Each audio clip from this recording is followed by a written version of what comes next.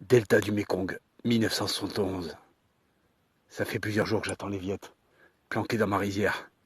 Bien sûr, c'est toujours les Noirs qu'on envoie en première ligne. Foutu pays, foutu guerre, foutu Vietnam.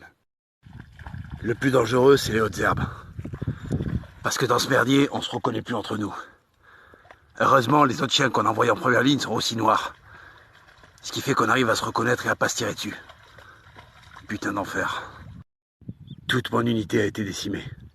Je me retrouve tout seul. Pas d'hélico en vue. Et les forêts alentours sont remplies de Viettes. Quel merdier. 9 janvier 1971, je viens de me faire tirer dessus par les Viettes. Il faut que j'aille me planquer dans la forêt. Ça canarde de partout, bordel. J'ai réchappé de peu à la fusillade. Je suis en train désormais de remonter la piste Ho Chi Minh en passant par la frontière du Laos. Ceci est peut-être mon dernier message. Et vous voulez savoir le pire dans l'histoire? C'est que finalement j'ai survécu. Quand je suis rentré à la base, on m'a filé une permission et une médaille.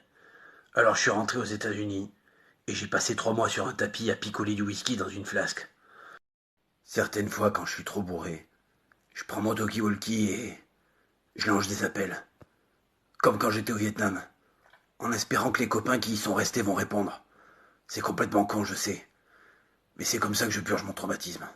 Les médecins disent que je suis atteint d'un stress post-traumatique. Ça veut dire qu'en fait, j'ai ramené la guerre que j'avais fait là-bas avec moi, chez moi. Du coup, je dors avec mon poignard et avec une grenade. Ma femme comprend pas et elle me rejette.